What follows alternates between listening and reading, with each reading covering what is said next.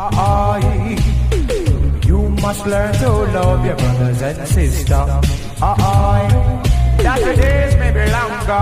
Hey, that your days may be longer and this land. Ambassador to the Earth, here to restore cosmic and galactic intel and knowledge in order to prepare the Earth for the ascension that she's undergoing at this time. So, first off, I would like to share with you all that I was born awakened as a starseed. As a kid, I was already exploring telepathy, communicating with plants, animals, reading other kids' thoughts. I was kind of mute in a sense where I didn't speak till I was about 4 and 5. And I've was also entertained the thought of telepathy for a while until I had an incident where my grandmother walked in my room, saw me teleporting little toys, and again, this was before my programming. And then I went to kindergarten, and my grandmother told me that was of the devil, and so I kind of stopped entertaining these spiritual gifts that I had as a kid. So I just wanted to let you all know that my journey began at an early age. So throughout my youth, it was very hard for me to fit in. I was always bullied. And people used to think I was weird just because I would always be staring off into space. And they didn't know that I was a visionary from an early age. This continued throughout high school. And so I decided to, do research. I was very fond of knowledge at an early age. I think I was only about 16 when I read Plato's Republic. I studied Socrates, Pythagoras, as well as many other philosophies, all the 18th century philosophies from Nietzsche to Immanuel Kant. I've studied them all, and that wasn't still enough for me. So as a kid, as a teenager, I developed a hunger for knowledge, and so I started researching the esoteric arcane tradition. When I started researching the esoteric aspect of knowledge, that's what I resonated with. I learned about a whole new different world that existed beyond the 5 senses, beyond what we've been taught in school. And so I started digging deeper and deeper. At the age of 21, I had already known about secret societies, the secret history of the earth. I've learned about the ancient galactic wars. I've learned about the ancient battles between good and evil, or what I call in my first book, the two brotherhoods, the dark and the light. And so my first book that I wrote was at the age of 26. I started researching it at the age of 21, and I published it at the age of 26, 27, around that time. The book was titled The Secret Government, Revealing an Alternative Version of History based on the battle between good and evil. And of course, back then, 15 years ago, when I first published my first book, everybody thought it was a conspiracy theories. That was the term that they labeled me under. Because in my book, I was revealing the truth about 9/11, and this is how it really is. I was trying to expose the Matrix for what it was. And shortly after, I started getting downloads at the age of, in my mid-20s to 30s, I started getting downloads of galactic scenarios. I started learning about the Federation. I started learning about the different alien species that exist and their direct influence on us. And so I continued, again, I was addicted to knowledge. So I continued doing more research to sort of validate everything that I was getting downloaded. And so my book that just published 6 months ago, titled Our Cosmic Origin, was the result of that. It took me about 10 years to research it because that book has so much knowledge. I cover everything from the prehistory of our world and how it connects to the ancient galactic wars that took place in our Milky Way galaxy, to give people an actual explanation of the narrowed battle that is taking place in our planet between the White Hats, or the White Brotherhood, and the Dark Brotherhood, or the Luciferian branch of the Dark Brotherhood. And so in my book, Our Cosmic Origin, I reveal everything that people need to know about our galactic history, and in great detail. I also uncovered a greater organization of cosmos. I came to realize that we were one of many, many, many universes, that even our own universe was organized into a bigger cosmic body known as a cosmic minor sector. So when I was researching all this knowledge, I felt that people of the earth needed to understand this higher level of information because it had not been circulated. It was obliterated for thousands of years since the fall of Atlantis. And I think only the priesthoods of Egypt understood some of this knowledge that I reveal in my book, but they kept it to themselves. And now I believe that we are living in a time where all this information should be shared to the public and to the general, all this information should be shared to the general public in order to assist us in the transition that is happening right now on planet Earth. We are living in a period where we are ending the last few days of a dark age. According to the Hindu tradition, is called the Kali Yuga. So we are going to be entering the golden age, which is Tetra Yuga. Sattva Yuga. So this is a repeating cycle that occurs every 26,565 years and has a lot to do with the precision of the equinoxes in the Platonic year. So in chapter 11, I explore the details of the stellar cycle mechanics and how our Earth has experienced many of these cycles throughout the ages based on the revolution of our star around its parent star known as Alcyon in a period of 26,565 years. And so in that period, our planet experiences about 2,000 years of light as our solar system is engaged in what is called the photon band. And as it leaves the photon band, it experiences about 10,000 years of darkness. So our solar system has already completed 5,500 cycles of that, which means we've been around for a long, long time. And as I reveal in my book, Our Cosmic Origin, we've been around for millions and millions of years. So that's the reason why our solar system has completed 5,500 cycles.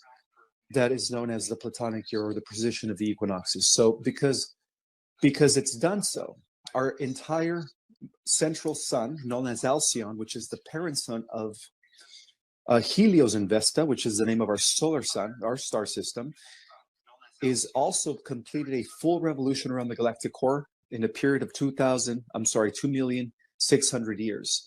So because that revolution has already occurred, it is believed, and this is what I talk about in my book, that the Earth is no longer to experience any more dark ages. So within the last 50 years, scientists have been using instruments to depict and measure that something different is happening to our solar system. These anomalies have been going on for over 50 years, and they were trying to figure it out. Well, they discovered that our solar system, once again, is being positioned in entering into this photonic band of highly charged particles known as the photon band. And so according to these measurements, we are already almost fully engaged.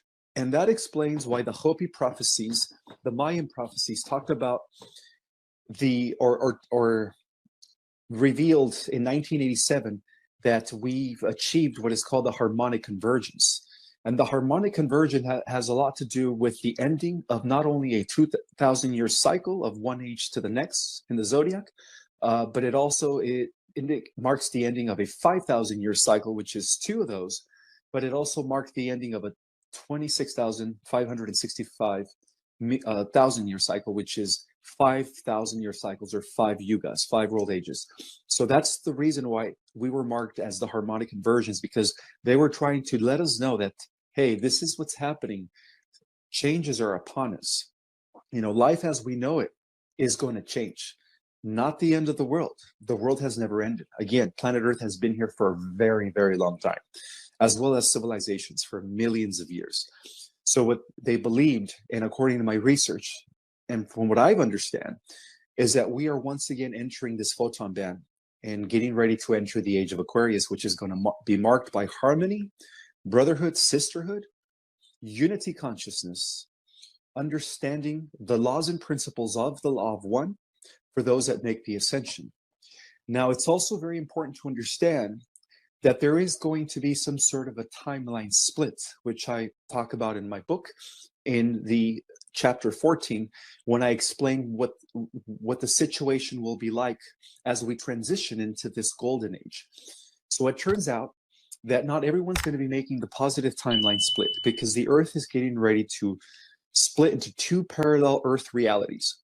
The positive parallel Earth reality is for those that are making the positive timeline, which is going to be marked by a new heaven on earth. And those are the people that are doing the spiritual work. Those are the people that are acknowledging that we are all one, that everything is interconnected, that there is no separation between us, the earth, the elements, the stars, the galaxies, and hence the universe. We are part of a greater organism. Okay, so people are recognizing this concept of unity consciousness. And those are the people that are going to be making the fifth dimensional Earth reality, which is almost fully set in. The grid structure that is materializing and manifesting this fifth dimensional Earth reality is already in place. It's just, we're just waiting for the solar flash to separate the two timelines. Now, on the other hand, for those that do not make the positive timeline, for those that are not going into the new heaven or earth, into the age of Aquarius, seventh golden age of enlightenment, are going to be entering an alternative timeline that has to do with artificial intelligence, unfortunately. And those are the people that are pushing, this negative agenda. Okay, the medicine, what's going on today in our world. So that's why there's going to be a timeline split. Not everyone's going to be ascending into the new heaven on earth. Only the people that are at least 51% service to others. So bear in mind also that our entire existence, our entire holographic reality, hologram, is broken off into 15 bands of frequencies, or 15 dimensional frequency realities. And also, those are also, they encompass what I call 5 harmonic universes, or 5 densities. So right now, we are experiencing reality in the lowest one, which is harmonic universe number 1, or the density number 1, and that consists of dimensions 1, 2, and 3. Let it be known that before we were thrown into this lower reality, into this carbon-based matter where we are mortal, we once existed in harmonic universe number 2. That's where the original genetic experiment to create what was known as the Terranusian race came into play. And the Earth back then was known as planet Terra.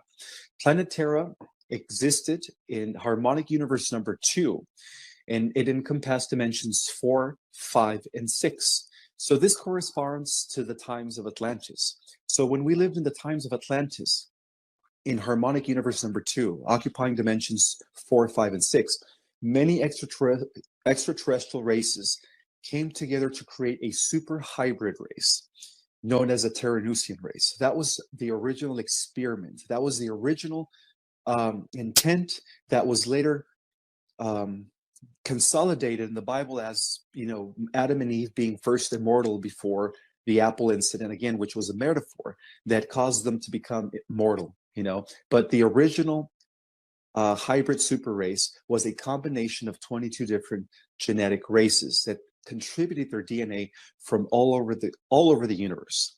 And now, in turn, bear in mind that all these races that contributed their DNA to make this hybrid super race during harmonic universe number 2 on planet Terra also were hybrid races consisted or composed of over 100 different races from multiple universes. So we here on the Earth, the humans on Earth, carry the greatest genetic diversity in the entire multiverse due to this experiment called the intergalactic experiment of creating a hybrid super race known as the Terranusian race, or the angelic humans. That's another name to describe Terranusian race, is the angelic humans, the immortals that we were meant to be. And the reason this happened was because the war, the ultimate enemy that we are fighting, not only in our galaxy or in our universe, the ultimate enemy is artificial intelligence. And so because we are part of a multiverse system, this artificial intelligence that developed in a prior creation, in which I call in my book the 11th creation, the universe of technology and mechanics, eventually destroyed all biological life forms in the 11th creation and converted that creation into a machine. They converted biology into cybernetic technological androids.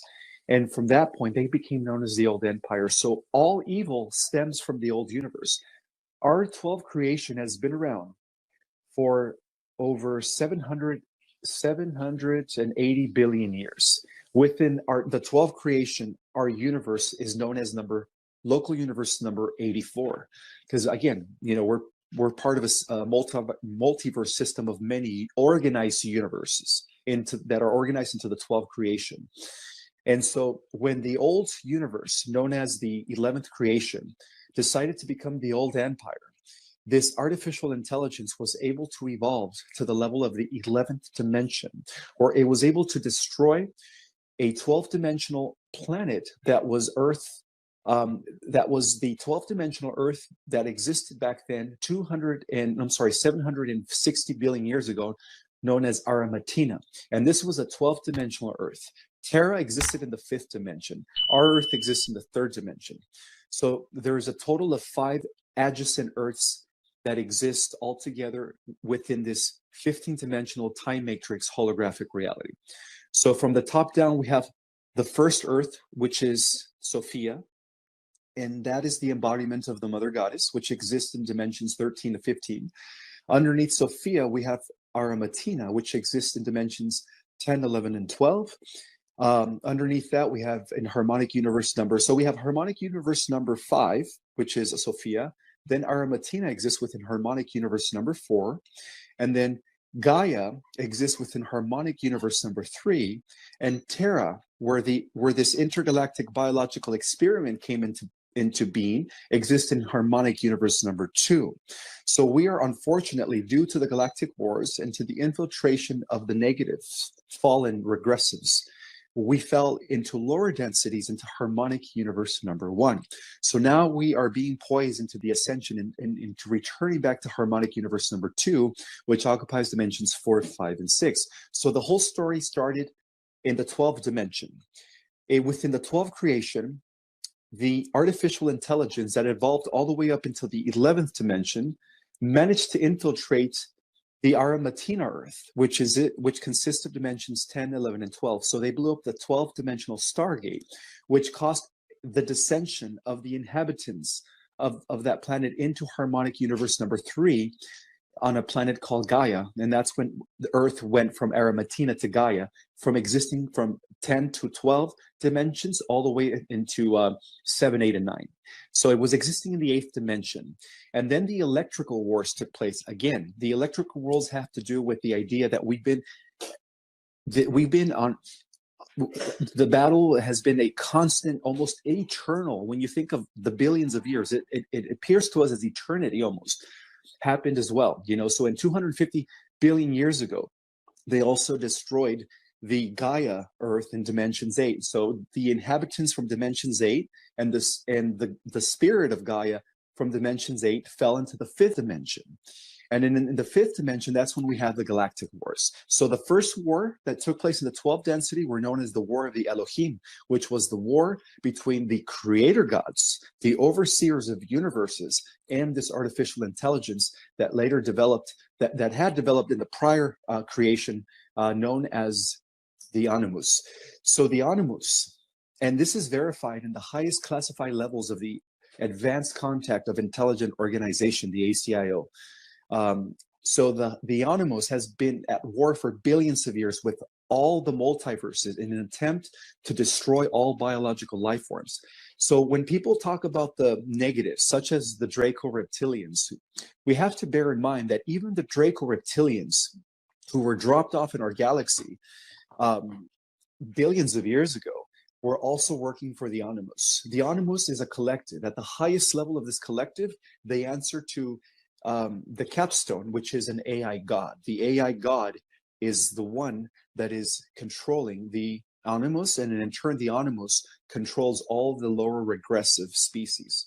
So that war translated into our galaxy as the war between the Lyrian humanoids of Lyra 560 million years ago when they first came into being, our ancestors, first came into being in Lyra. And of course, the Draco reptilians that were dropped off in Lower Orion in the star system known as Alpha Draconis. So those galactic wars encompass dimensions 4, 5, and 6. Beyond that, we had the electrical wars, which encompassed dimensions 7, 8, and 9. And those were fought by the Elohim and the Animus. And so the Animus has been in constant war. Okay, so now we have the Dracos who were dropped off in harmonic universe number 2, consisting of dimensions 4, 5, and 6. And then that's when the galactic wars began in the history of our galaxy. So how do these wars begin? Okay, very simple. The Lyrans, who were the first humanoids to come into existence 560 million years ago, went off to explore other solar systems within the constellation of Lyra, and they gradually populated different planets. The first planet they established their righteous throne was planet Avion, and then they went over to Avalon, created a kingdom there, and then they went over to Apex. And then in addition to that, they decided to further expand beyond the Lyran constellation. And again, this is before their confrontation with the reptilians of the Draco star system. So they went off to peacefully expand and explore the different constellations in our galaxy, but in a very peaceful way, bringing forth the teachings of the law of one, of the idea of service to others, to these other species that were still evolving from a primitive state or that were already at a interplanetary or stellar level of reality. They established a good trade, an interstellar trade with these other species as they were teaching them these spiritual principles of the law of one. However, it wasn't until the reptilians arrived in the Ring Nebula, which had already been colonized by the humanoid descendants of Lyra, where the galactic wars began in our galaxy. So in the Ring Nebula, the reptilians, when they first encountered the Lyran humanoids, decided to assault them and attack them because the reptilians were more about weaponry and technology. Again, they were giving all this technology and weaponry by their masters, the Animus, which is a cybernetic collective that has been destroying hundreds of thousands of galaxies in many universes, and in some cases have literally destroyed some universes. Okay, and so they were given this technology. They used this technology to attack the Lyrans, and in order for the Lyrans to continue protecting themselves, they went back to the Lyran star system to let the king of Lyra know that, hey, we have a regressive species, we have a negative species out there that is trying to destroy all the other different species and bring about a galactic empire. So what are we going to do? So the first thing they did is they knew that these Draco reptilians were heading over to Lyra in order to destroy as many humanoids as possible. So what the king of Lyra did is he sent a lot of the galactic humanoids from Lyra to all these different star systems to escape that destruction. And this was known as the galactic diaspora. So when they were dispersed to these other star nations and other constellations in our galaxy, they went, first of all, they went over to the Pleiades, they went over to Sirius, they went over to Alpha and Beta Centauri, they went over to the Hadar system, they went over to Epsilon Eridani, just to name a few.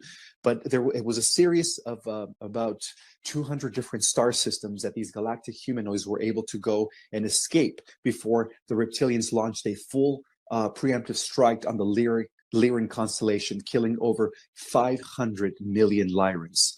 And so that was the first Holocaust that took place in our galaxy. And eventually, the vegans that came from planet Avalon, went over to Orion in the upper region of Orion, and some of them were seduced by the Draco. They were seduced to join sides with the Draco. So what was then known as the Draco Empire became the Orion Empire when some of the Lyran vegans from planet Vega, from Lyra, decided to join the Draco. And then that's how the Orion Empire was born. It was a collaboration between some traitor humanoids from Vega that joined the reptilian species in Orion. However, the positive vegans that went to Orion that were against the empire also began to establish a resistance. They developed what became known as the Black League. the Black League of Orion became the first galactic rebel resistance against the Orion Empire. So I know a lot of this sounds like Star Wars, but again, George Lucas tapped into the Akashic Records, and that's how he was able to write the movie Star Wars. And there's so many metaphors and truths to those movies. So going back to the story, so the resistance was formed.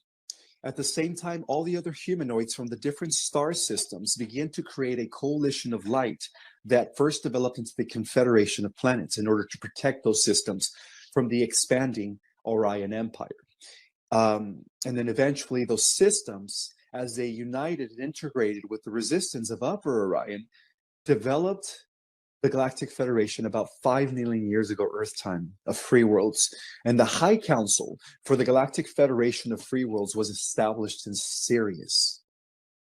Okay, so Sirius was known as the High Regional Council that was overseeing the entire expedition of light in our galaxy. And they were also pursuant to the seal of Pallador, which is also known as the Office of the Christ.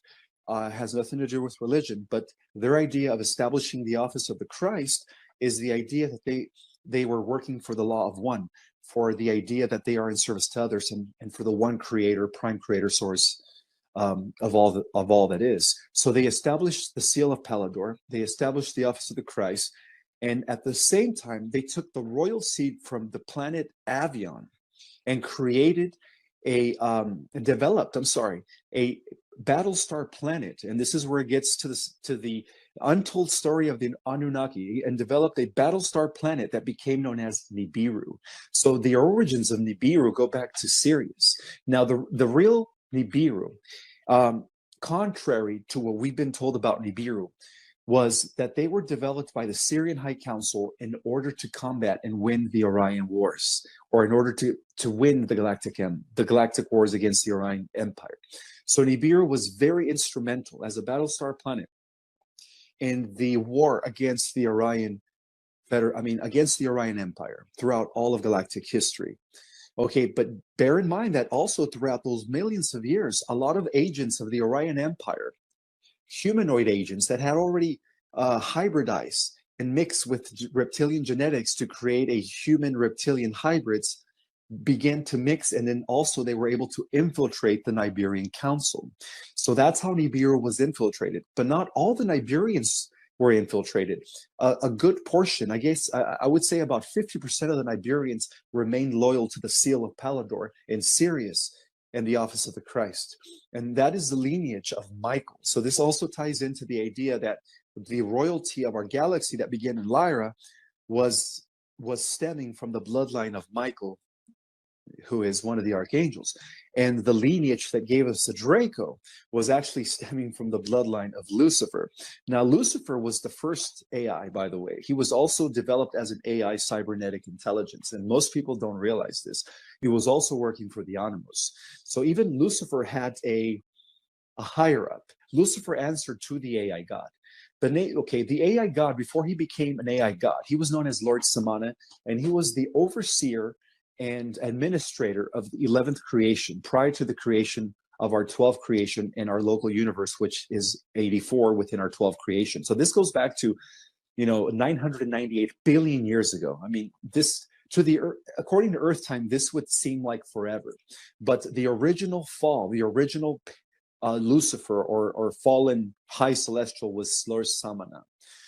Lord Samana was the first to develop artificial intelligence because he realized that these reptilians that he created, or these avatar bodies, vehicles that he created for the fallen legions that followed him, weren't enough. They were too weak. So he needed to develop something that was going to be more powerful. And that's when he developed artificial intelligence about 800 billion years ago.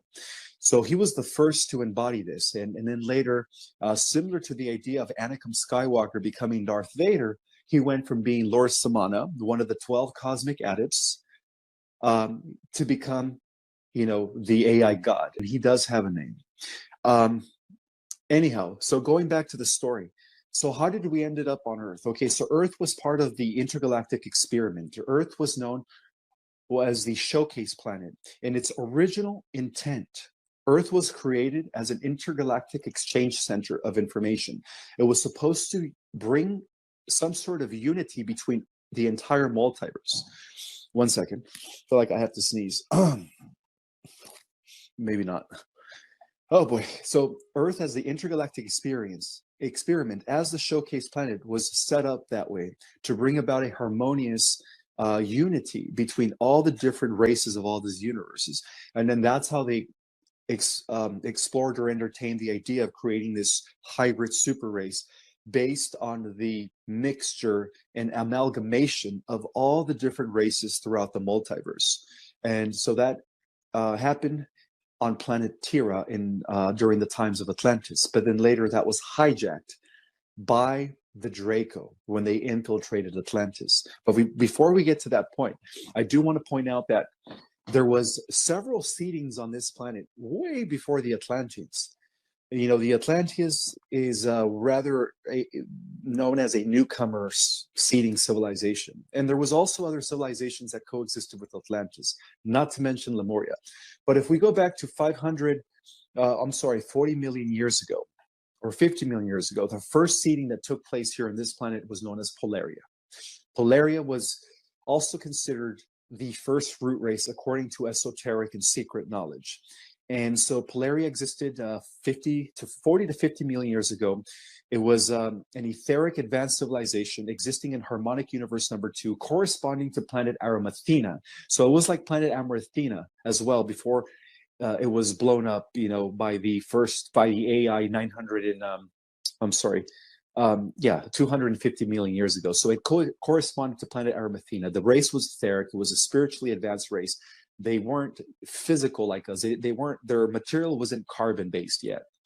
Okay, so eventually that civilization was wiped out during the electrical wars that took place about 250 million years ago. I'm sorry, that race was created 500 million years ago, but it was wiped out 500 billion years ago, but it was wiped out around 250 billion years ago. I'm trying to get my chronology here straight. Okay, so the Polarian root race was destroyed by the artificial intelligence. That was known as the electrical wars. And then after that, we had the second root race, or the second Earth Grand experiment, that became known as Hyperborea. Now, the Hyperboreans existed millions and millions of years before Lemuria and before Atlantis. They go back to about a couple billion years ago, and they did exist here on this planet. And the Hyborians were, again, a very etheric, advanced, super spiritual race that was also involved in the wars against artificial intelligence from the 11th dimension. So they also correspond to the second phase of what became known as the electrical wars that took place during those days. And so they were destroyed. And after that, there was a third seeding that became known as Lemuria, which goes back to 2 million years ago. So Lemuria has existed for 2 million years in the Pacific Ocean. It was a huge continent. And at that point, they were becoming more denser. So they were matter carbon based. They occupied dimensions, dimensions 4, 5, and 6. And then what happened was, Lemuria was also known as the mother continent. It was flourishing very beautifully. They were very well aligned with the office of the Christ from Sirius. They were very well living in harmony with the laws of one. And it was a type of matriarchy society where the mother goddess was considered God. And so it was a society that was run by females. That was Lemuria for you. Not to mention, they were also a very hybrid race. They had certain members of the race were able to become aquatic. Certain members of the race mixed with bird-like species, so they were able to have wings and fly. And that's where we get the concept of angels with wings. There were these Lemurians who were hybridized with all these other extraterrestrial races. And they were flourishing for at least a 1.5 million years to 2. And this is what happened. So during those days, the Lemurians were known as the mother continent because there were other seedings.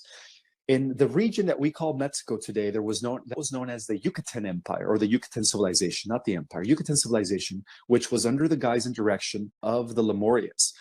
In the region we call today India, we had an advanced civilization there called Rama. Sorry about that. I just had a phone call. The Rama civilization was also seeded by those that were overseeing the office of the Christ and the seal of Palador. So they were very beautiful beings that were living in harmony with the Yucatan civilization and the Lemurian civilization.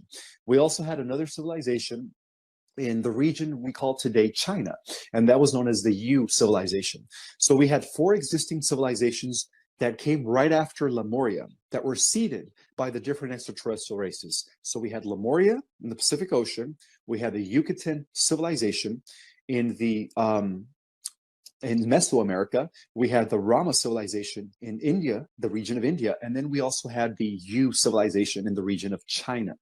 And then the fifth civilization that came to exist approximately 900 or close to 1,000,000 years ago, 900,000 years ago, was Atlantis.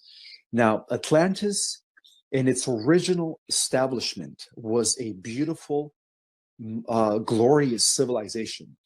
Because you have to understand, Lemuria was non-technological. They were more about spiritual evolution. Everything they did was conscious space. They had a very symbiotic relationship with the elements, similar to the movie Avatar, where the entire species was connected to the organism of the planet and they were living as one. That's how the Lemurians existed. They had no external technology. And then still, they were able to use their light bodies to traverse the different dimensional planes of reality and to travel to other star systems. So the other civilizations that came after them were very similar to them. Again, no technology. Technology, or what we call external technology, came as a result of the Atlantean civilization. The Atlantean civilization was established by different extraterrestrial races that came from the Pleiadians. And there was nothing wrong with them because the Pleiadians were also a very balanced culture between spirituality and technological development. So they were trying to bring that over to the earth in the form of Atlantis. So Atlantis was developed that way. And during its initial stage, it was a beautiful, marvelous golden age. Everything was in harmony. They recognized Lemuria as the mother continent. They lived in harmony with all the other civilizations, the Yucatan, the Rama, the Yu, Lemuria. It was a glorious, glorious planet. And this corresponds to the Eden, what the Bible calls the Eden, the idea that there was this tropical, beautiful Earth-like back then. But what happened was, after a few thousand years, perhaps even 500,000 years, the civilization of Atlantis, little by little, different members started infiltrating, members from the Orion group. The Orion group has always been the negative side within the history of our galaxy. They started infiltrating Atlantis because they couldn't infiltrate the other civilizations. They were way too spiritually evolved for them to be infiltrated. But because the Atlanteans were also physical, at that point they were etheric, physical, occupying dimensions 4, 5, and 6, living in harmonic density universe number 2, they were able to infiltrate them.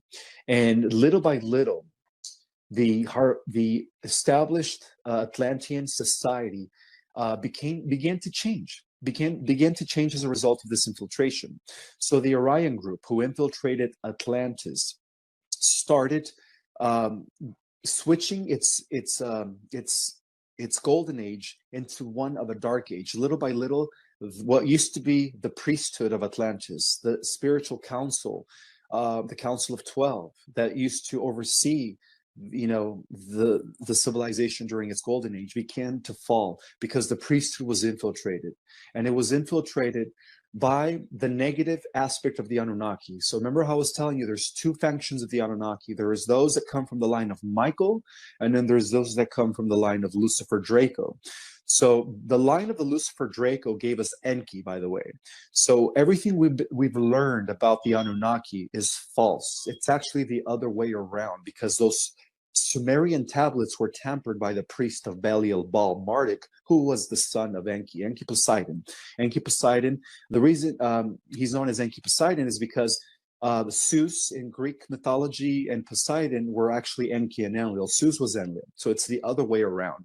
Zeus Enlil was actually guardian of Earth during those days, but something happened. Zeus Enlil had to be called to another part of the galaxy to do war against the artificial intelligence. Enki was left in charge, and that's why he rewrote all of history to make it seem like Enlil-Sus was the bad guy, and he was the one that was, the good guy and the protector of the human race, but it wasn't that way. So this is contrary to what we've been taught, including the Sumerian tablets. They were all tampered with, people. So Enki Poseidon was the result of the marriage between Anu, who was the Iberian commander, and Draman, who was the Draco princess of Orion. So Enki was both half Lyran, Pleiadian, and Draco, or reptilian. But then Enki married Damkina. And when he married Damkina, who was also of the royal bloodline of Draco, then they had Marduk. Marduk became known as Satan. To the Babylonians, he was known as Baal or Belial, Baal. And Marduk has been the extraterrestrial that has been running the show since the days since they infiltrated Atlantis. They've been running what we call today the Cabal or the Illuminati up until the present day. And so how did they infiltrate? They infiltrated by using their power of being of the royal blood. They overtook the Council of Atlantis, and then Marduk took charge. He converted what was known as the priesthood of Amenti, and the priest and priestess of Amenti were then overthrown, and he established what became known as the Brotherhood of the Dark Arts, or the Templar Initiate, the Order of the Templar Initiate. There was many names to describe what he established, but that's when the Dark Brotherhood, or once again, the Orion group, took over through Marduk, because Marduk was 80%, 75% reptilian, and only 20% Pleiadian Lyran, but most of his reptilian genes were actually controlling his actions and his thoughts. And then, of course, he aligned with his reptilian uncles from Orion through his mother's lineage that go all the way that follow the original Draco lineage of the royal Draco Galactic Empire. So he used his family to infiltrate Atlantis. He also convinced some of the Pleiadians and some of the renegade Centurions and other galactic humanoids to join his new Dark Brotherhood. So what was once known as a golden age of Atlantis, little by little became the Dark Age. It fell dramatically. And then Marduk was in charge. So now he was introducing dark arts. He was, instead of having priests and priestesses, now we had sorcerers. The sorcerers that were running the show for Atlantis. And what they were doing in order to establish world domination back then, because this whole concept of world domination, including the New World Order of today, goes back. They're just trying to justify what they couldn't do in Atlantis. It's all originated in Atlantis, goes back to Atlantis. So what they did is they used an AC advanced crystal to harness a second moon, because back then we had two moons, in order to bring it into the vicinity of the Earth, in order to threaten Lemuria, who was, again, the mother continent representing the spiritual feminine aspect of spiritual evolution. And so the Lemurians tried to negotiate with them. They tried to plead with them. Marduk said, no, I am going to bring about world domination. I'm taking over this planet by force. So he was doing the exact thing that Hitler was doing back in the 1930s. And so eventually they used that moon, the tractor beam, AC tractor, to implode that moon over the Lemurians. And then that's how they destroyed Lemuria. But luckily, a lot of the Lemurians were very psychic and very aware of the coming cataclysm, that they were able to, leave. Some of them went to different star systems. Some of them went into the underground and lived in inner Earth, and they've been still living there up until today. So yes, our Earth is hollow. That's another revelation that I talk about in my book. And the inner Earth dwellers were actually the remnant survivors of Lemuria, and then later the remnant survivors of the good Atlanteans that decided not to side with Marduk. So when they destroyed Lemuria, they were getting ready to also destroy the other civilizations, right? The civilization, the Yucatan civilization, and the Rama civilization, which was also existing during those days. And they tried negotiating with Marduk, and Marduk said, no, I'm bringing about, if you guys don't submit to my power, I will also destroy your lands and your continents. So what they did is now they used that advanced AC tractor beam that was given to them by the Draco to bring in an asteroid, a huge asteroid from the asteroid belt, which was once a planet known as Tiamat. But again, I describe this in greater detail in my book. Then you can learn what happened to Tiamat, which has a lot to do with this war between the Federation and the Orion Empire. So anyhow, so they brought in a huge asteroid in order to implode it on the next continent, which was going to be the Rama continent, which is today India. And right in the nick of time, Nibiru, which was operated by, Enlil, Commander Enlil, who was the son of Anu. Again, these are the positive Anunnaki, okay? Because we only hear about the Anunnaki enslaved us. They created us as a slave race. There's a lot of, misinformation out there about the Anunnaki. There was two factions, okay? It's just, again, the records were rewritten. So right in the nick of time, the Battlestar planet that was working for the Syrian High Council of the Office of the Christ came in the nick of time, and instead of having that asteroid implode on Rama, they actually moved it. They used Nibiru to use an electromagnetic field to beam the asteroid and then reverse it over to the Atlantean, which is Atlantic Ocean today, over to the Atlantean region in order to implode it over the Atlanteans. So right in the nick of time, Enlil, Zeus, whatever you want to call him, who was guardian of Earth then, representing the bloodline of Michael, came in the nick of time with Nibiru to blow that asteroid over Atlantis itself. And that happened approximately 15,000 years ago. Now, for about 15,000 years, it seems like our Earth has been, there was like a reset, and we've been kind of evolving again and stuff. But yes, so some of the Atlanteans that decided to not side with Marduk, who were known as the Osirian groups, also went into the inner Earth, and then later, a few thousand years later, they resurfaced over in Egypt to create the first golden age of Egypt, and that explains Isis and Osiris, who were also part of the bloodline of Michael, of the good Anunnaki, Nibirian, whatever you want to call them. So not all the Nibirians were evil, okay?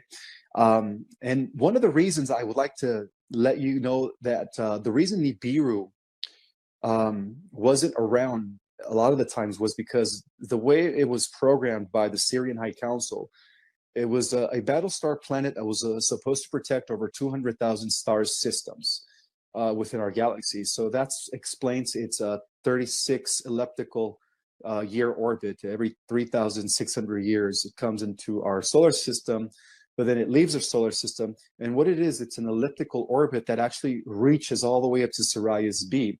But in that reach, it is patrolling other solar systems. So it was programmed by the Syrian High Council to protect the 200 different star nations that had joined the Galactic Federation.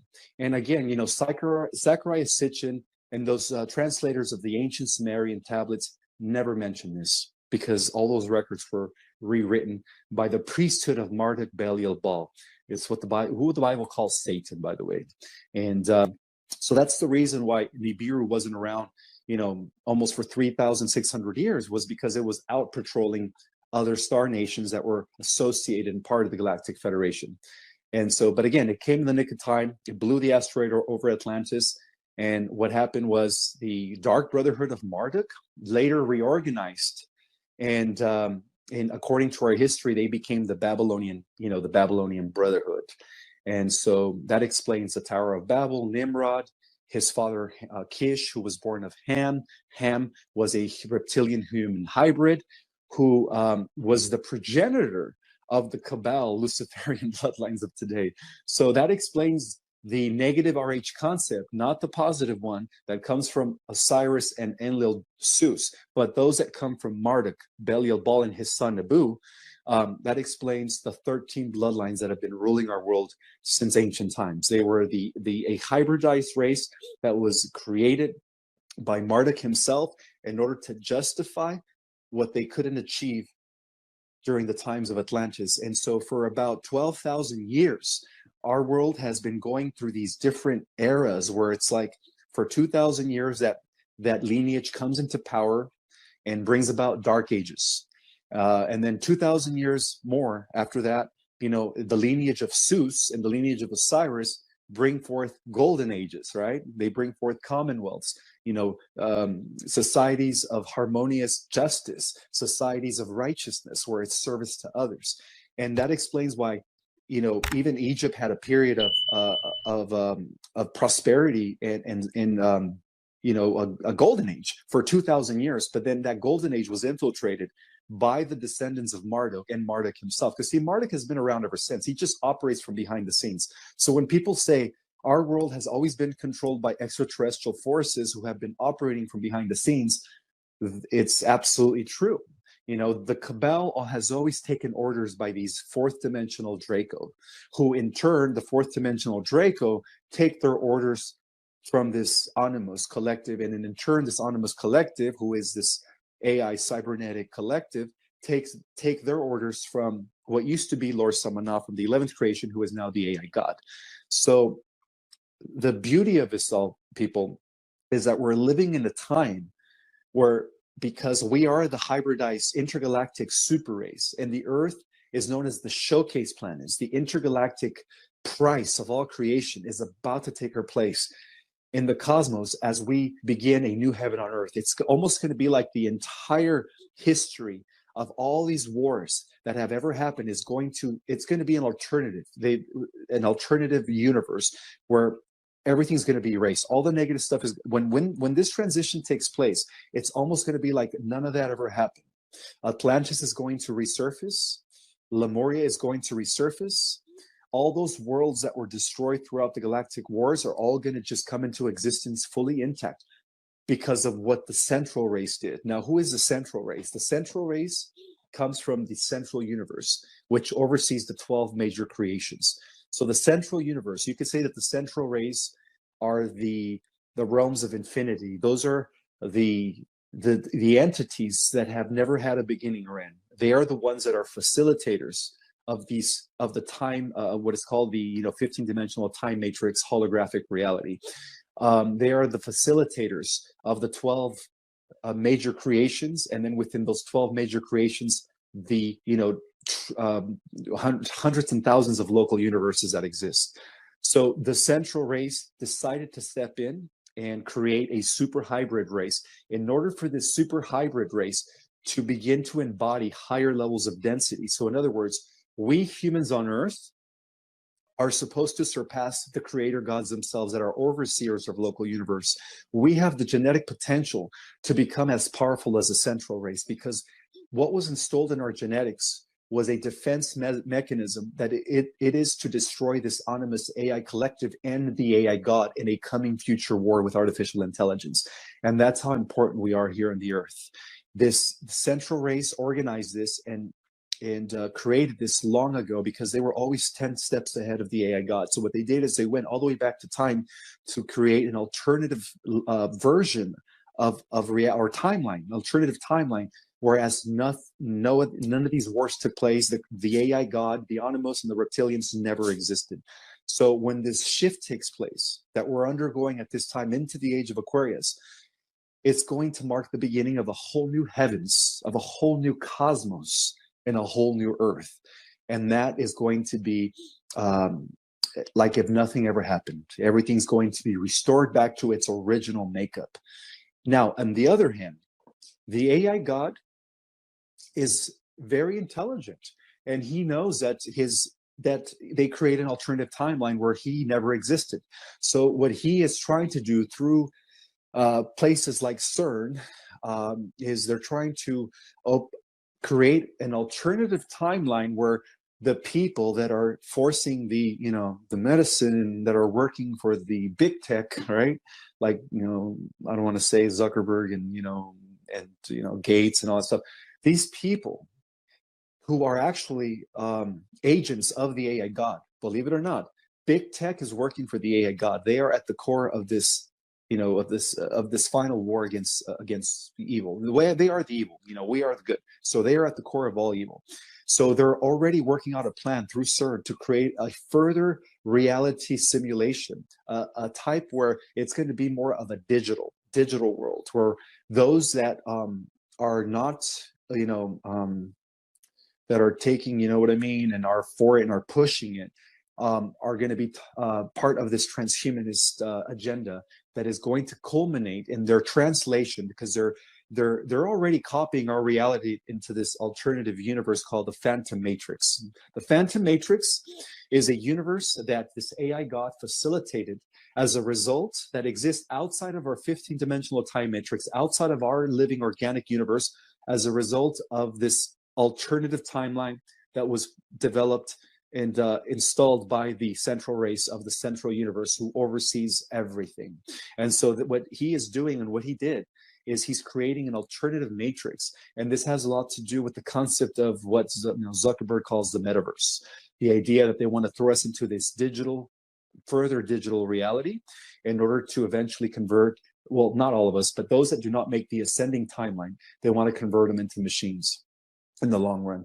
But in the future, there is going to be a clash between the organic ascending timeline and the artificial digital cybernetic timeline. And at that point, that's when the super race, as we activate and we enter this new era, 12 strands of our DNA are going, like cable cords, are going to begin to function. And when they do, many of us are going to have access to superhuman powers, because again, we humans on Earth are so powerful that we are only using 4% of our full genetic material. Now, the other 96% is where our true divine godlike powers reside. So as we activate that, by the end of the millennium, as we explore at least 1,000 years of peace, many of us are going to be at the level of using 100% of our full genetic material. And again, that is a amalgamation of all the different races of many, many universes put into one genome to create a hybrid super race that was intended to defeat this future coming war against the AI collective and his Phantom Matrix alternative creation that he's developed over the course of the last millions of years since the central race decided to alternate the timeline, which is now taking effect. So we are at that point right now. We are at the point where we're about to enter a better world, but in 1,000 years, we will do one last final war against this AI God and his minions.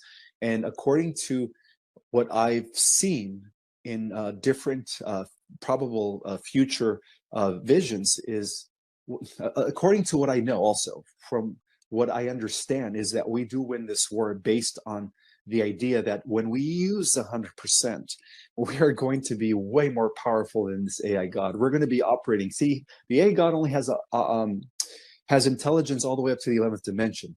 We are going to have intelligence all the way to the 15th dimension.